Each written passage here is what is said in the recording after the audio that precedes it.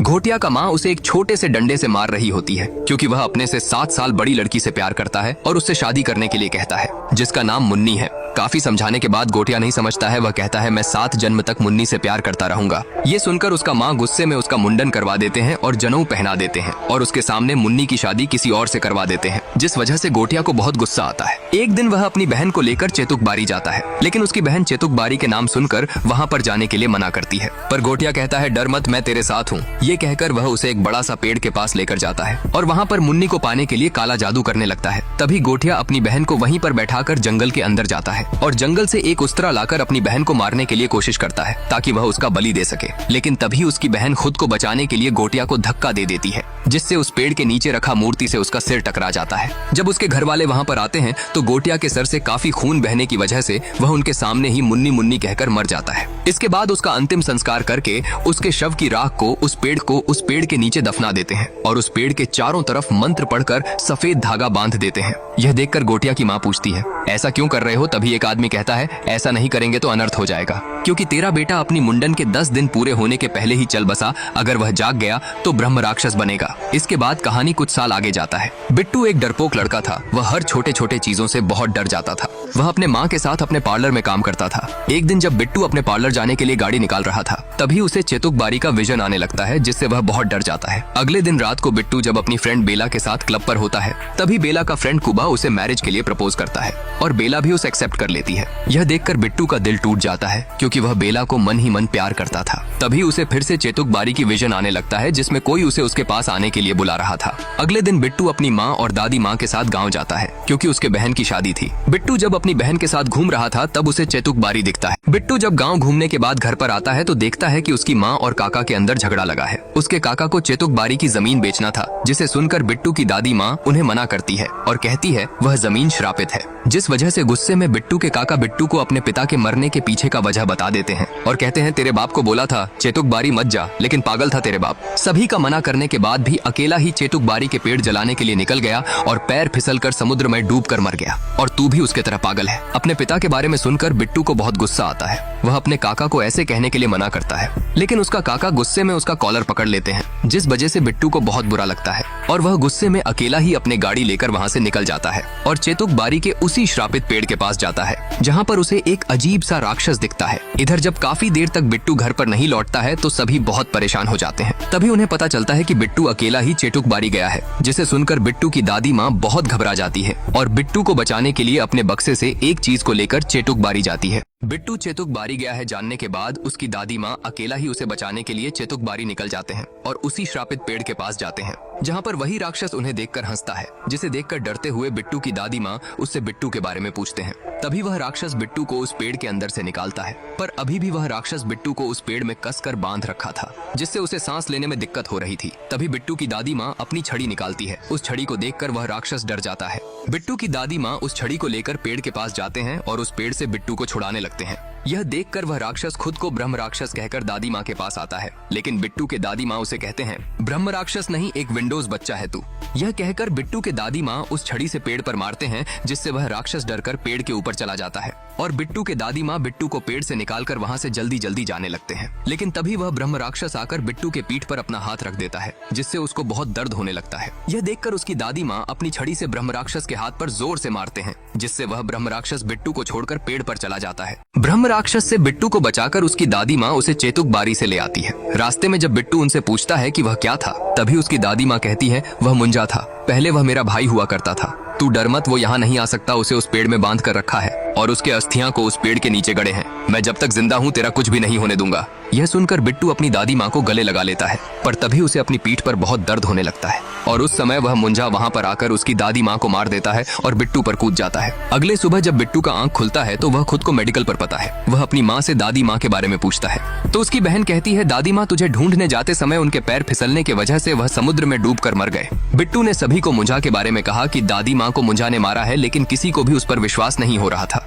बिट्टू के चाचा बल्लू उसके माँ के मरने के जिम्मेदार बिट्टू को ठहराते हैं और कहते हैं, ना यह अकेला वहाँ पर जाता, ना मेरे माँ उसे ढूंढने जाती, ना उसकी यह हाल होता। ये सब सुनकर बिट्टू की माउस है अपने साथ शहर ले आती है। रास्ते में जाते समय बिट्टू के पीठ पर फिर से दर्द होने लगता है और तभी वहाँ पर वह मुंजा आ जाता है। जब बिट्टू अपनी माँ के साथ शहर आ रहा था तभी उसे फिर से अपनी पीठ पर बहुत दर्द होता है और वहाँ पर वह मुंजा आ जाता है। जिसे देखकर बिट्टू बहुत डर जाता है, लेकिन वह मुंजा उसे आवाज करने के लिए मना करता है और उसे बार बार मुन्नी को ढूंढने के लिए कहता है, जिस वजह से बिट्टू पूरी तरह डर जाता है। अगले सुबह बिट्टू अपने घर पर पहुंचता है, लेकिन उसे अपनी दादी माँ की बहुत याद आ रहा था, इसीलिए वह खाना ना खाकर वहां से चला जाता है। रात होने पर बिट्टू को सपने में मुंजा दिखाई देता है, जिस वजह से वह डरकर नींद से जाग जाता है। तभी उसके पीठ पर फिर से दर्द होने लगता है और वहां पर सचमुच का मुंजा आ जाता है और उसे घसीटकर दूर फेंक देता है। मुंजा से बचने के लिए बिट्टू भागकर एक कमरे में जाकर छुप जाता है और उस कमरे का दरवाजा बंद कर देता है, जिस वजह से मुंजा वहां पर पहुंच नहीं पाता है। लेकिन तभी वह बिट्टू के माँ के पास जाकर उन पर लाइट गिराकर उन्हें मारने के लिए कोशिश करता है, जिसे देखकर बिट्टू बहुत डर जाता है। मुंजा सिर्फ बिट्टू को ही दिखाई दे रहा था। अपनी माँ को बचाने के लिए बिट्टू मुंजा के बात पर राजी हो जाता है और वह रात रात मुंजा को लेकर मुन्नी को ढूंढने लगता है। मुंजा बिट्टू को पूरी तरह मेंटली टॉर्चर कर रहा था, जिस वजह से बिट्टू का तबीयत बिगड़ते ही जा रहा था। अगले सुबह जब बिट्टू का दोस्त उसके घर पर आता था, अगले दिन सुबह जब बिट्टू का बेस्ट फ्रेंड दिलजीत उसके घर पर आता है, तो वह बिट्टू का यह हालत देखकर पूछता है, तेरी दादी माँ का गुजर जाने का दुख मुझे भी है, लेकिन तू उनके जाने का गम में कब से ऐसे गांजा फूंकने लगा है। यह सुनकर बिट्टू उसे सब कुछ बता देता है कि मेरी ऐसी हालत के पीछे गांजा नहीं मुंजा है। बिट्टू दिलजीत को मुंजा के बारे में सब कुछ बताता है, लेकिन दिलजीत को उस पर विश्वास नहीं हो रहा था। बिट्टू ने अपने पीठ पर मुंजा का दिया हुआ घाव भी दिखाता है और कहता है, अगर तुझे मेरी बात पर विश्वास नहीं हो रहा है तो आज मेरे साथ मेरे घर पर रुक, लेकिन मुंजा सिर्फ मुझे ही दिखाई देगा, तू बस उसका आवाज सुनना, शायद तुझे सुनाई दे। दिलजीत उसके बात पर राजी हो जाता है। शाम ढलने के बाद बिट्टू के पीठ पर फिर से दर्द होना शुरू हो जाता है। इसके बाद दोनों मुंजा का आने का इंतजार करने लगते हैं। तभी मुंजा आकर दिलजीत के कान के पास जोर से चिल्लाता है, जिससे दिलजीत पूरी तरह डर जाता है। इसके बाद मुंजा क्या चाहता है जानने के लिए दोनों उससे पूछने लगते हैं, लेकिन मुंजा कुछ भी नहीं कहता है, जिस वजह से दिलजीत बिट्टू से कहता है, शायद मुंजा को इंग्लिश नहीं आता है, बचपन से स्कूल नहीं गया। मुंजा क्या चाहता है जानने के लिए जब दिलजीत उससे पूछता है तो मुंजा कुछ भी नहीं कहता है, जिस वजह से दिलजीत बिट्टू को कहता है, शायद मुंजा को इंग्लिश नहीं आता है, बचपन से स्कूल नहीं गया होगा बेचारा।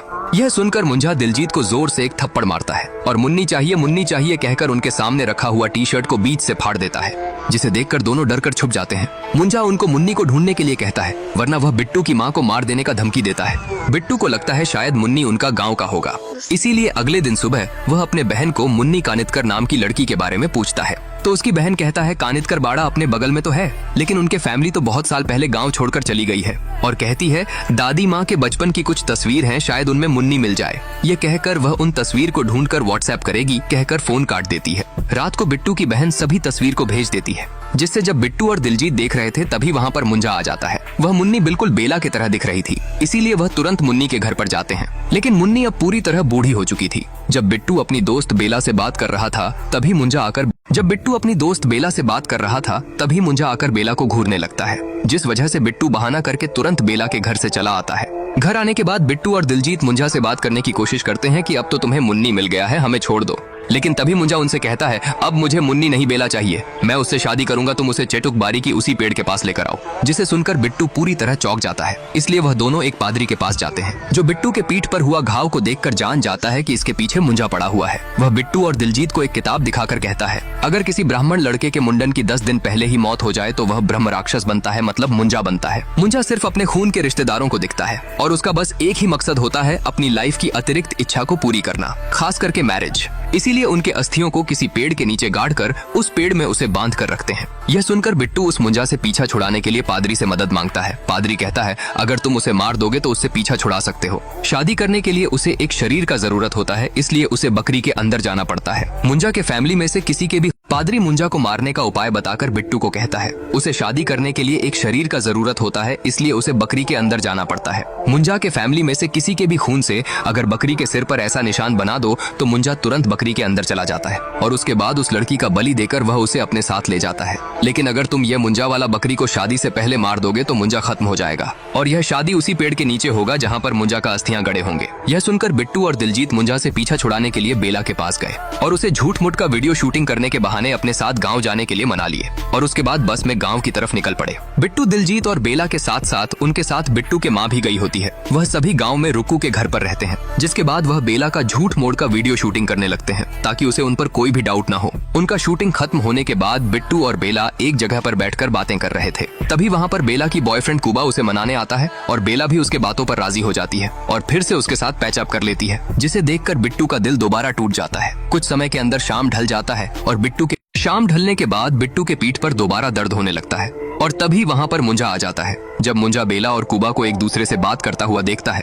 तो उसे कुबा पर बहुत गुस्सा आता है। इसीलिए वह उसके पैर को पकड़कर घसीटकर जंगल के अंदर ले जाता है। बेला और बिट्टू उसे जंगल से बचाकर तुरंत मेडिकल ले जाते हैं तो डॉक्टर उसका चेकअप करके कहते हैं उसके दोनों गुलाब जामुन को जंगली कुत्ते ने खा लिए हैं। यह सुनकर बेला बहुत घबरा जाती है। तभी वहाँ पर फिर से मुंजा आ जाता है, जिस वजह से बिट्टू और दिलजीत बेला से दूर चले जाते हैं। मुंजा उनसे बार बार बेला लॉगिन कह रहा था और बेला से अभी शादी करने के लिए कहता है। तो दिलजीत मुंजा से कहता है, मुंजा जी सब्र करो, सब्र का फल मीठा होता है। तो मुंजा उससे कहता है, तेरा गुलाब जामुन भी मीठे होंगे, खाऊं क्या? यह सुनकर दिलजीत डर जाता है। तभी वहाँ पर बिट्टू की बहन भी आ जाती है और उसे भी मुंजा दिखाई देता है। मुंजा को देखकर वह बहुत डर जाती है, लेकिन बिट्टू और दिलजीत उसे सब कुछ समझाते हैं तो वह भी अपने भाई का मदद करने के लिए राजी हो जाती है। जिसके बाद बेला की शादी मुंजा से करवाने के लिए बिट्टू और दिलजीत एक नारियल के अंदर शराब मिलाकर बेला को पिला देते हैं ताकि उसे होश न हो। इसके बाद रुक्कू और दिलजीत जाकर बेला की शादी मुंजा से करवाने के लिए बिट्टू और दिलजीत नारियल के पानी में शराब मिलाकर बेला को पिला देते हैं जिससे उसे होश ना हो और उसे अपनी शादी का याद ना हो।